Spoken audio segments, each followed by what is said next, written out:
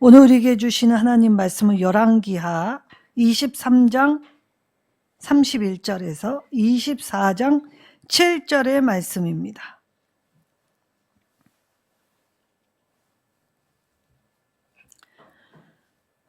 구약성경 604쪽입니다.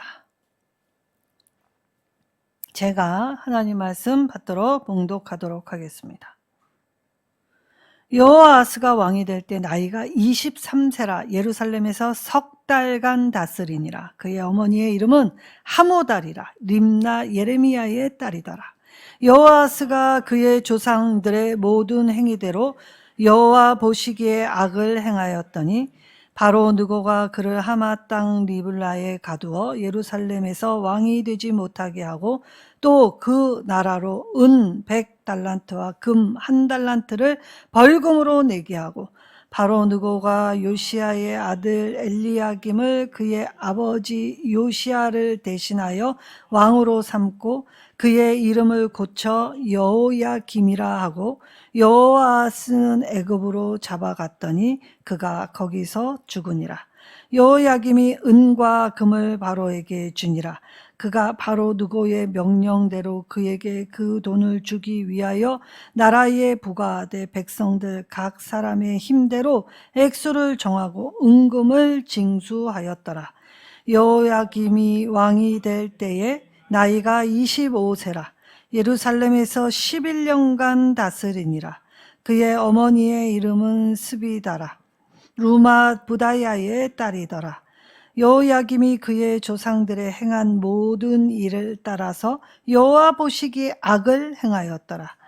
여호야김 시대에 바벨론 왕 느부갓네살이 올라오매 여호야김이 3년간 섬기다가 돌아서 그를 배반하였더니 여호와께서 그의 종 선지자들을 통하여 하신 말씀과 같이 갈대아의 부대와 아람의 부대와 모압의 부대와 암몬 자손의 부대를 여호야김에게로 보내 유다를 쳐 멸하려 하시니 이 일이 유다에 임함은 곧 여호와의 말씀대로 그들이 자기 앞에서 물리치고자 하심이니 이는 므낫세가 지은 모든 죄 때문이며 또 그가 무죄한 자의 피를 흘려 그의 피가 예루살렘에 가득하게 하였음이라. 여호와께서 사하시기를 즐겨하지 아니하시니라.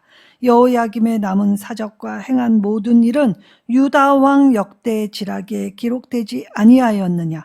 여호야김이 그의 조상들과 함께 잠에 그의 아들 여호야긴이 대신하여 왕이 되니라.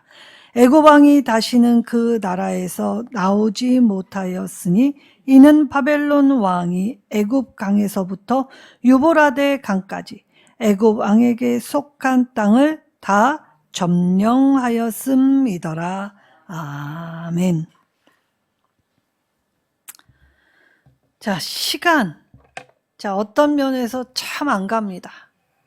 1분이 여3초, 그래서 빨리 가는 것 같기도 하지만 사실 1분을 참으라고 하면 굉장히 긴 듯 느껴지죠. 자, 시간을 어떻게 쓰냐에 따라서 시간은 빠르게 가기도 하고 더디게 가기도 합니다. 자, 그런 느낌은 바로 우리의 감정 그리고 우리가 처한 상황에 따르지요. 그리고 시간은 나이가 먹음으로써 더 빨리 간다라고 느껴지기도 합니다. 자, 유다의 멸망이 이제 코앞으로 다가왔습니다. 오늘 이 요시야의 아들들 중에 두 왕의 이름이 나오고 있지요. 자, 오늘 이 요시야가 그의 조상의 모든 행위, 자, 요시야는 위대했던 왕입니다. 하나님이 인정하신 왕, 전무후무한 왕이었지요. 그런데 그런 아버지 밑에 자란 아들은 형편없었다라고 오늘 말씀하시는 겁니다. 자, 신앙의 유산을 물려주기란 이처럼 어려운 일이지요. 자, 아버지가 그토록 위대했던 업적을 달성하였어도 그의 아들들은 그 일을 똑바로 배우지 못하였습니다. 자, 왜 그랬습니까? 자, 비단 요시야뿐만이 아니죠. 히스기야의 아들들도 그러하였습니다. 그리고 위대했던 선지자 사무엘의 아들들도 그러하였습니다. 자, 기브온의 아들들도 그러하였지요. 자, 성경에 위대했던 믿음의 사람들의 아들들은 모두 아버지처럼 이 선을 행하지 않습니다. 하나님을 온전히 찾지 않지요.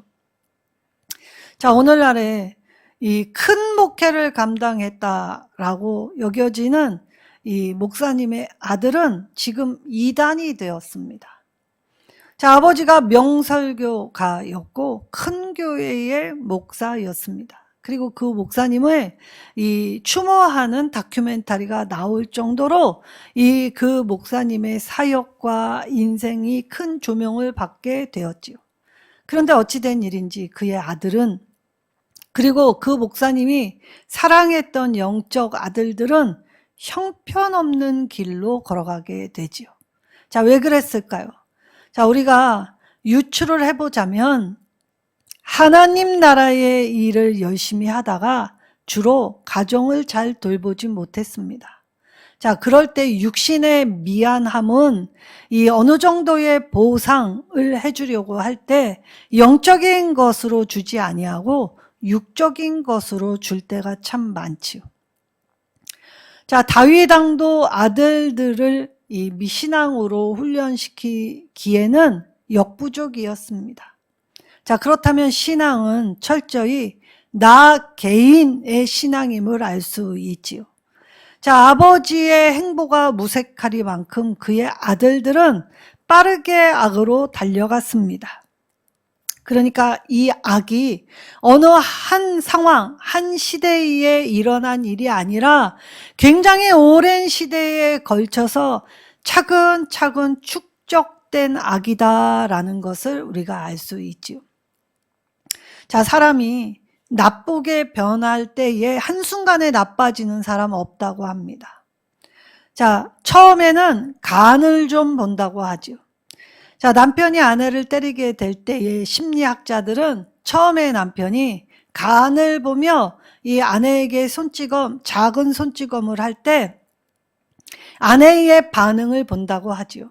이때에 그 손모가지를 부러뜨릴 것 같이 대응을 하면 다시는 손을 대지 않는다고 합니다.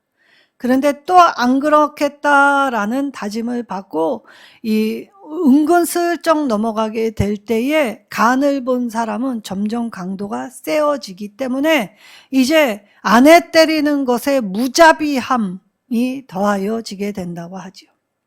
자, 악인들의 어렸을 때의 행보를 보면 작은 거짓말이 습관이 되고 그 습관이 행동으로 굳어지게 될 때에 악을 스스럼 없이 하게 된다고 하죠.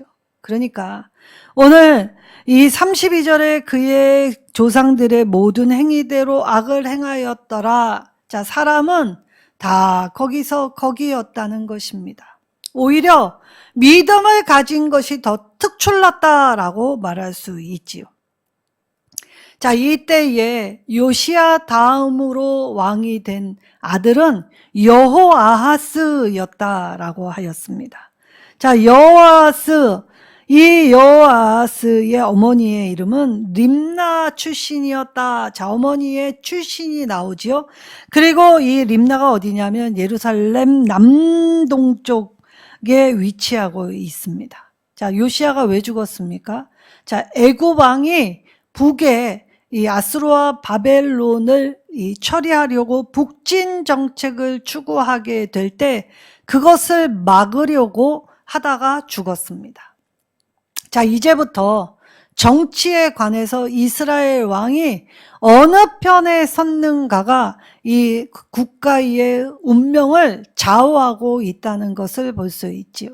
자, 그래서 친애굽이냐 반애굽이냐, 친바벨론이냐 바벨론이냐, 이것에 따라서 이 사이 땅 이스라엘의 왕들은 쌍방이 이 고래 싸움에 새우 등 터지듯이 지금 이 사이 땅, 애굽은 북쪽으로 올라갈 때 지나가는 곳 이스라엘, 그리고 바벨론이 남쪽으로 내려올 때 지나가는 곳 이스라엘.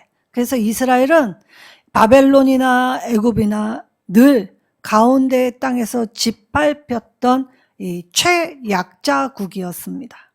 근데 놀라운 사실은 그보다 더 많은 열 지파는 이미 200년 전에 사라졌습니다. 그리고 이제 남은 이 유다는 이 200년을 버텼다. 이것이 기적 아닙니까? 강대국 사이에 있는 아주 작은 땅, 이 유다 땅이 하나님의 지키심 없이는 불가능했다는 것이었죠. 근데 이 한 가지 사실을 그만 놓치고 말았습니다. 그리고 이 여타의 모든 왕들이 그러하듯 강대국의 눈치를 보고 강대국의 떡고물을 먹겠다고 이 편을 들게 될 때 요시야가 여호아하스에게 왕위를 물려줄 때 여호아하스는 장남이 아니었습니다. 요시야의 넷째 아들이었죠. 이때의 어머니가 림나 출신이다라는 것을 기록해 놓은 것으로 보아 그때의 요시야가 이 반애굽 정책을 펼치면서 이 애굽이 북쪽으로 가는 걸 막으려는, 그러니까 이 어머니가 림나라는 건 이 반애굽 정책에 맞게 그 올라오는 것을 막으려고 하는 쪽에서 결혼으로 이 자신의 이 왕위를 다지기 위함이었기에 넷째 아들인 여호아하스에게 왕위를 물려준 것이 아닌가라고 보게 되는 것입니다. 자, 왕이 된 후에 사실 여호아하스의 본래 이름은 살룸이었습니다.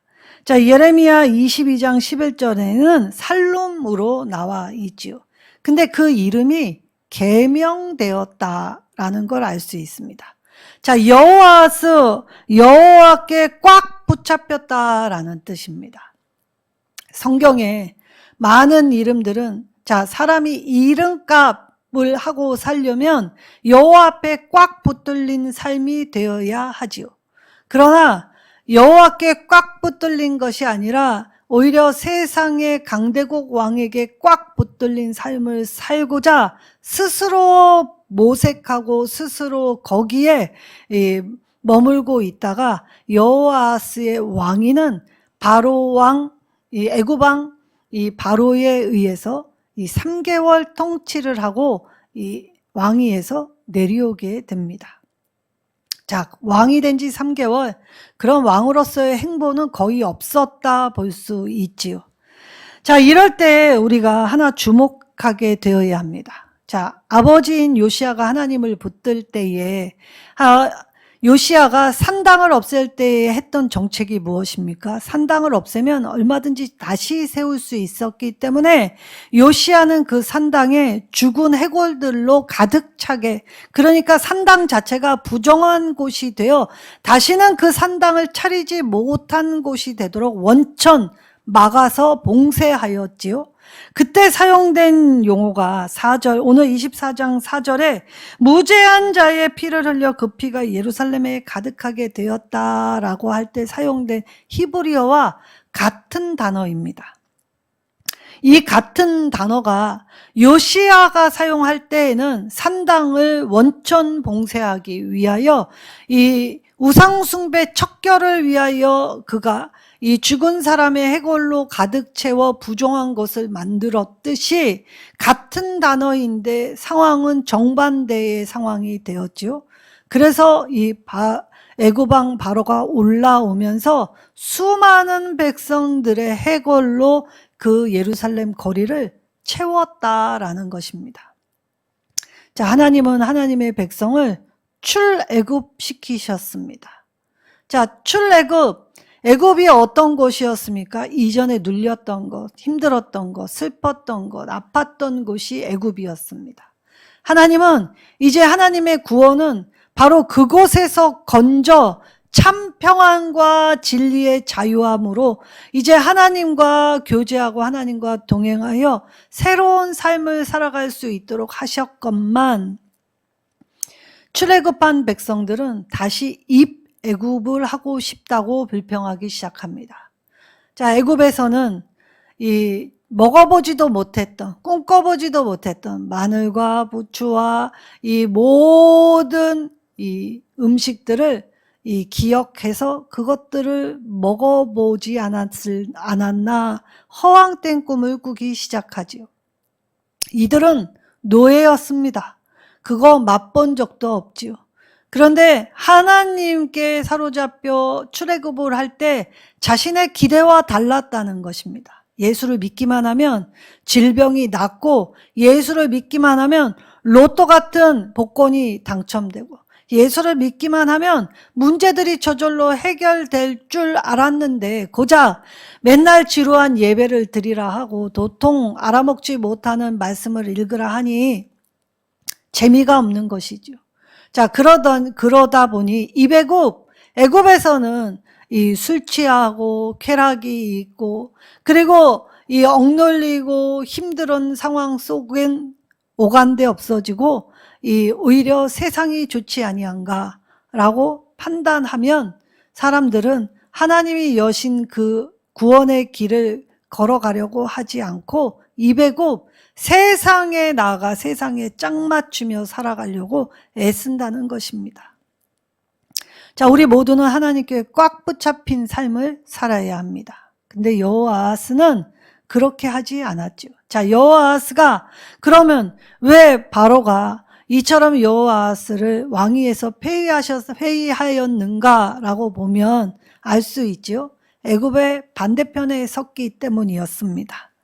자, 그러니까 정치적 행보가 거슬리게 될 때 새 상황은 지체 없이 바꾸게 되었습니다. 그래서 이 애굽은 유다의 벌금과 세금을 징수하였다라고 하죠. 왕만 폐위한 것이 아닙니다. 일반 백성의 고요를 짜기 시작합니다. 자, 세금과 그들이 이런 걸 벌금을 부과했다라는 말은 이제 자신의 봉신국가, 종속국을 만들었다는 것이지요.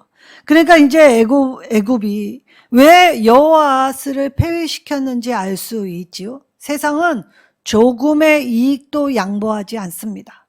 그리고 더 빼가면 빼갔지 이 세상에서 우리의 참 소망이 될 곳은 아무것도 없지요. 오늘의 동지가 내일의 적이 되는 것이 세상입니다. 이치에 맞지 않고 실리에 맞지 않으면 언제든 돌아설 수 있는 냉혹하고 잔인한 곳이 세상이라는 것이지요. 그래서 이제 이 바로 왕은 이 뒤를 이어 여호야김을 왕으로 세우게 됩니다. 자, 이 여호야김 친애굽 성향이었다라는 걸 알 수 있지요. 자, 이때 여호야김은 여호와께서 세우신다라는 뜻이었습니다. 그런데 누가 세웠습니까? 바로 애굽 왕 바로가 세웠습니다. 자, 이때 애굽 왕 바로는 신이 자신의 편이라 생각하였습니다. 자, 우리도 그런 생각하지 않습니까? 내가 잘 되면, 내가 성공하면, 번성하면 하나님이 내게 복 주시는 것이라는 얄팍한 생각으로 고작 하나님의 복을 현세에 묶어둡니다. 하나님이 우리에게 주신 복은 현세의 복을 포함하기는 하지만 현세에 묶인 복이 결코 아니죠. 하나님이 우리에게 주신 복은 고차원이고 더 넓은 차원이고, 그래서 이 하나님의 주신 복을 받아 누리게 될 때에 그 사람은 세상이 감당 못할 믿음의 사람이라는 것이지요.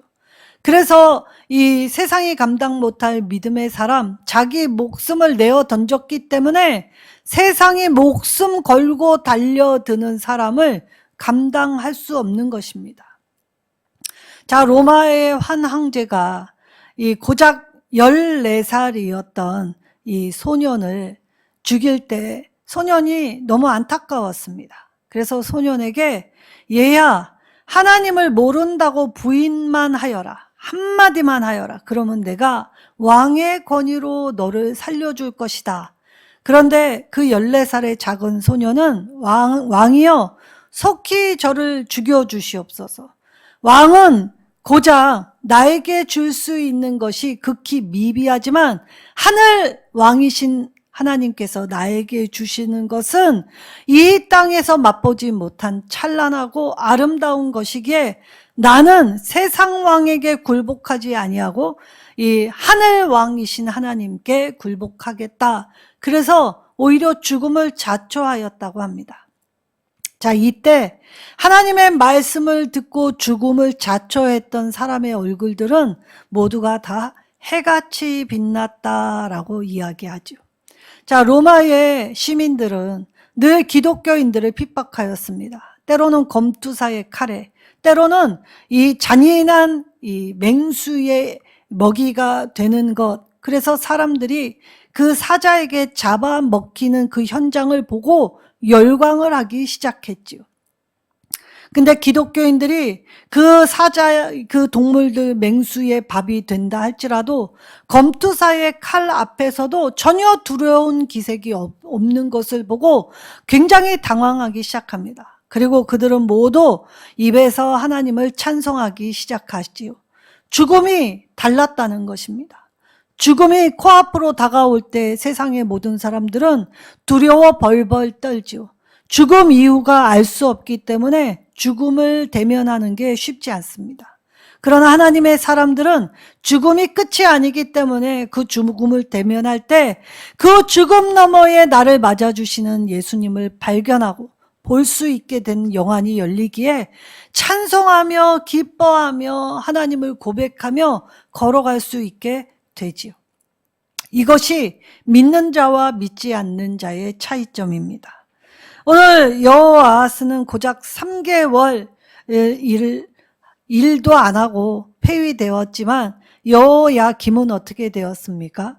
11년이나 통치하게 됩니다. 자, 이때 11년이나 통치하게 되면 애고방처럼 이 전쟁에서 승리하면 하나님의 승인이다 라고 이야기하는 것이 맞습니까?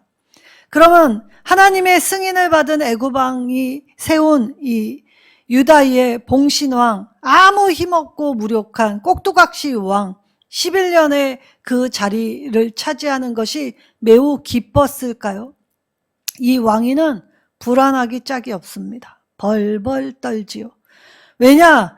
이 여호야김이 했던 일을 보면 압니다. 왜 요시야 다음에 하나님의 멸망의 시계가 멈추지 않았을까? 하나님은 늘 긍휼과 자비가 넘치시는 분이신데도 불구하고 이 멸망의 시간을 중단하지 않았을까? 바로 이 더하여진 악에 이들이 보탰다. 그러니까 악을 멈출 이 생각조차 않고 더하고 있다라는 것이었습니다. 여호야김은 폭정을 저지른 왕입니다. 가뜩이나 살기 힘든 일반 백성들을 하나님의 마음으로 돌보고 한 것이 아니라 오히려 그는 이 외부적으로는 이 바벨론 왕과 애굽 왕 사이에서 간을 보며 이리저리 박쥐처럼 붙어먹기 시작하죠. 처음에는 애굽 왕 바로를 섬겼습니다. 근데 이때에 이 한 번 전쟁에서 승리한 애굽이 바벨론하고 붙었을 때에 패배하게 되고 다시 바벨론하고 붙었을 때 이집트가 승리를 한 적이 있습니다. 자, 이러다 보니 이쪽이 승리하고 저쪽이 패배하고 또 저쪽이 승리하고 이쪽이 패배, 이것을 반복하다 보니 여호야김이 이 국제 정치에서 어느 때는 애굽 왕한테 붙었다, 어느 때는 바벨론 왕에게 붙었다 하는 정치 행보를 하게 될 때에, 자, 양쪽에서 이 박쥐짓을 하는 여호야김을 가만둘 수 있었겠습니까? 그렇지 않죠. 그러니까 사방에서 이 여호야김의 이 진실성을 의심하고 그리고 그의 행보에 주목하기 시작하자 그는 이제 이 자신의 중압감을 어디에다 돌렸냐? 자기가 다스릴 백성에게 돌리기 시작합니다. 본뿌리를 백성에게 행하기 시작한 왕이 되지요. 그래서 백성을 괴롭히기 시작하고 심지어 하나님의 선지자, 예언자들을 핍박하기 시작합니다. 하나님을 두려워하지 않지요. 그리고 하나님을 버리기 시작하였다는 것입니다. 그래서 유다 땅에 이제 자기가 하나님을 믿지 않은 그 선이 아니라 그 선을 넘어서 모든 백성에게 각종 우상 숭배를 퍼뜨리기 시작하죠. 아버지가 철저하게 척결한 그 우상을 다시 흩뿌려 놓았다는 것입니다. 자, 그러니 세상이 흉흉하면 웬갓 잡소리가 여기저기서 들려오기 시작하죠. 그리고 나름 신령하다라고 하는 사람들이 판치기 시작합니다. 자, 그러면 국제 정세에서 그러면 바벨론의 말을 들어야 되냐, 애굽의 말을 들어야 되냐, 우리는 헷갈리기 시작하죠. 그러나 하나님은 이미 선지자들을 통해 바벨론을 섬기라고 말씀하셨습니다. 자, 바벨론이 옳아서가 아니라 하나님이 유다의 잘못을 회개하는 시간을 갖도록, 점검하는 시간을 갖도록 징계를 내리실 때 사용된 나라는 바벨론이었다는 것입니다. 바벨론도 후에 또 다른 강대국에 의하여 나라가 멸망하게 되지요. 그러나 이스라엘은 어떠하였습니까? 하나님의 언약 백성은 하나님께 징계는 받을지언정 하나님이 버리시지는 않았습니다. 자, 애굽에서 출애굽을 한 백성들도 하나님께 불평을 하였을진정 애굽으로 돌아간 사람은 단 한 사람도 없었지요. 자, 그렇게 될 때 소망 없는 유다 2명의 왕을 소개하면서 오늘 하나님이 들려주시는 말씀, 왜 멸망의 시계가 멈추지 않았나요, 하나님? 왜 이러한 어려움이 이 땅에 하나님을 믿는 백성에게 임하나요? 왜 이 땅에는 아직 소망이 없습니까? 부르짖는 우리에게 오늘 이 모습을 보고 배우라라고 말씀하십니다. 무엇을 배워야 합니까? 첫째, 하나님을 섬기지 않으면 악에 빠지게 된다라는 사실입니다. 우리는 기준을 명확히 세우지 않으면 내가 바른 길 걸어가는 것 같아 하더라도 순식간에 침몰하는 배에 탄 사람들처럼 이리저리 우왕좌왕 나아갈 수 있죠. 여호와를 온전히 섬기지 않으면 심판은 당연한 결과입니다. 삶의 주도권을 하나님께 드리지 않으면 남이 나의 삶의 주도권을 쥐고 흔들 수밖에 없지요. 그래서 엘리야김이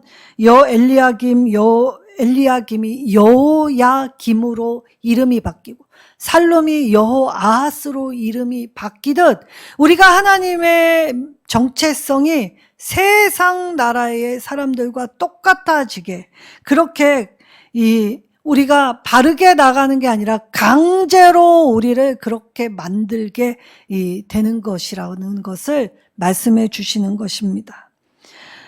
하나님의 징계, 하나님의 훈육은 이 악한 세력은 도구가 될지언정 끝까지 보장해 주시지 않지요. 하나님은 이 일을 통하여서 깨닫고 돌아오기를 기다리고 계시는 중이십니다. 그리고 오늘 하나님은 개인 한 사람 한 사람을 판단하시고 그리고 그들이 모인 공동체에 개입을 하시죠. 그러니까 하나님은 개인도 공동체도 평가하시는 분이시다라는 사실입니다. 오늘 우리가 이 열강의 변화 속에 국제정세, 국내 정세에 이 과도한 예민함을 가지고 있지만 사실 이 성도는 이것을 주관하시는 하나님을 바라볼 수 있게 되어야 하지요. 자, 하나님이 치시면 우리가 감당할 수 있는 사람은 아무도 없습니다.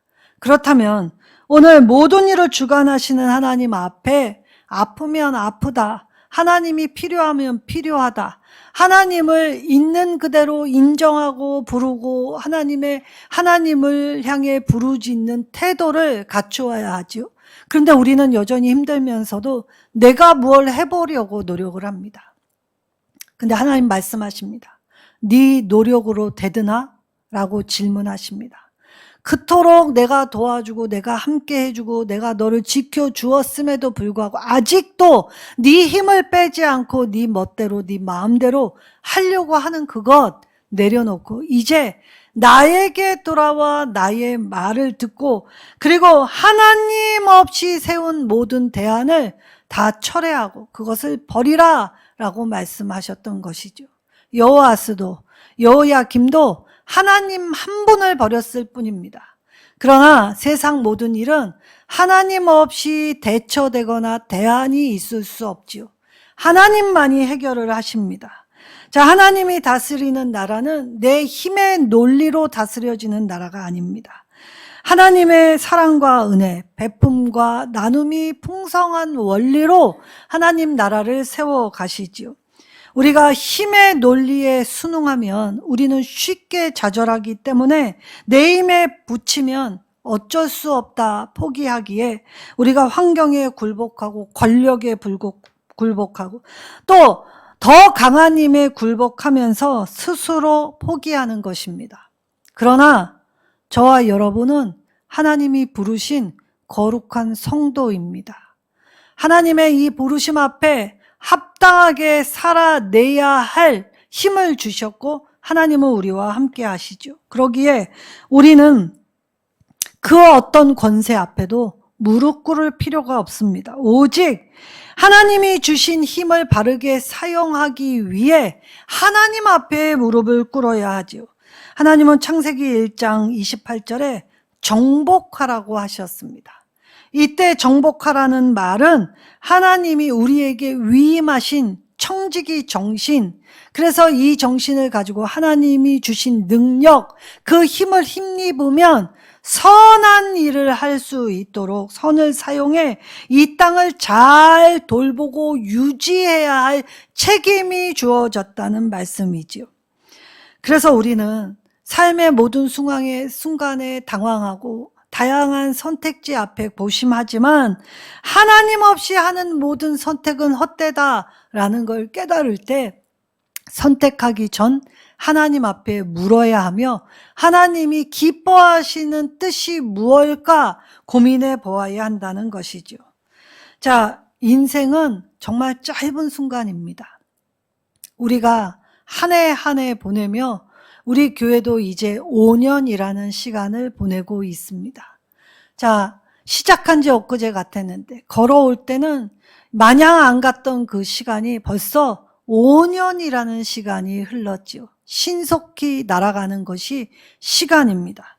그런데 우리가 이 시간에 머무는 것이 얼마 있는지는 알 수 없지요.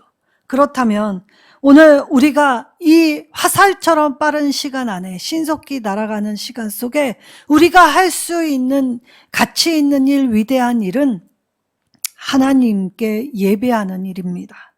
주님을 섬기는 일에 힘쓰며 살라고 말씀하시죠.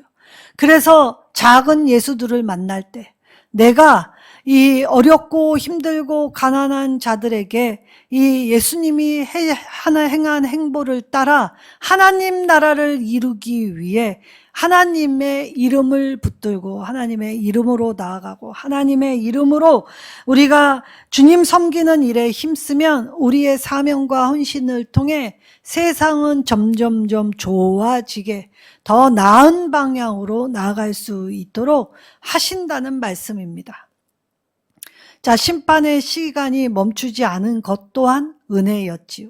사실 우리가 죽음 뒤에 영생이 있다 라는 말을 들을 때 이 땅의 질고를 오래 견디는 것이 은혜입니까? 아니면 이 죽음 뒤에 주시는 영생이 은혜입니까?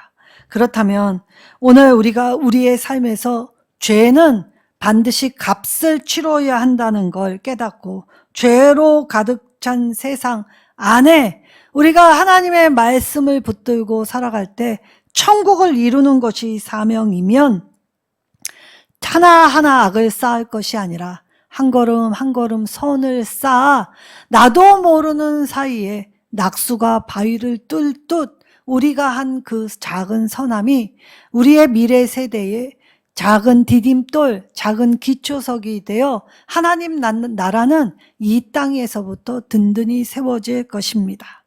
비록 멸망의 시간은 멈추지 않았지만 하나님은 바벨론 포로 유수기를 지나 다시 돌아오게 하셨지요. 그리고 그들은 여전히 또 실패했지만 하나님은 인간의 실패의 역사 속에서도 예수님을 보내심으로써 우리의 실패를 다시 붙드시고 하나님의 사랑으로 세워주셨습니다.